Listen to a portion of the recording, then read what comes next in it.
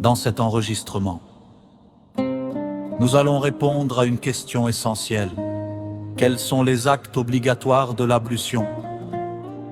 Et que se passe-t-il si on les oublie, si on intervertit leur ordre ou si on ne les accomplit pas avec foi et dévotion? Nous allons nous baser sur le Coran, la Sunna et les positions des 4 imams.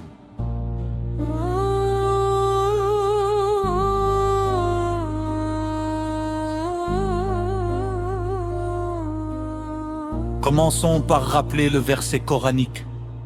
Allah dit: ô vous qui avez cru, lorsque vous vous levez pour la prière, lavez vos visages, vos avant-bras jusqu'au coude, essuyez vos têtes et lavez vos pieds jusqu'aux chevilles. Ce verset est la base des actes obligatoires, mais les écoles divergent sur leur nombre. L'école hanafite retient 4 actes obligatoires: laver le visage, laver les avant-bras jusqu'au coude, essuyer la tête et laver les pieds jusqu'aux chevilles. L'école malikite en retient 7, les 4 et précédents, plus l'intention, essuyer toute la tête et la continuité sans pause, la mouwala. L'école chafrite en retient 6, les 4 actes, plus l'intention et le respect de l'ordre, le tartib. L'école hanbalite en retient également 6, les 4 actes, plus le tartib, l'ordre et la mouwala, la continuité.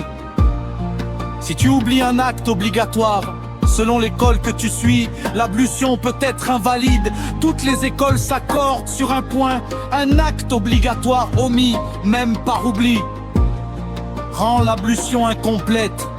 Il faut alors le rattraper.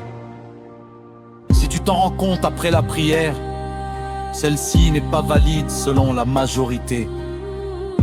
Sur l'interversion de l'ordre, les avis divergent.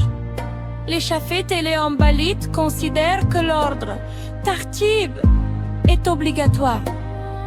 Si tu laves tes pieds avant ton visage, ton ablution est invalide. Les hanafites, en revanche, ne considèrent pas l'ordre comme obligatoire. Ton ablution reste valide même si l'ordre n'est pas respecté. Les malikites exigent l'ordre uniquement pour les 2 membres supérieurs, visage et avant-bras. C'est le point le plus important. L'attention, la niya est essentielle. Le prophète a dit: les actions ne valent que par leurs intentions. Pour les chafites, les malikites et les hanbalites, l'intention est obligatoire, phare. Sans elle, l'ablution est invalide. Pour les hanafites, l'intention reste wajib, une obligation moindre. Sans elle, l'ablution est techniquement valide, mais il n'y a aucune récompense. Le siège de l'intention est le cœur. On ne la prononce pas à voix haute. Si tu oublies l'intention au début, elle doit être présente au premier acte obligatoire. Si tu l'oublies complètement, ton ablution n'est pas valide selon la majorité.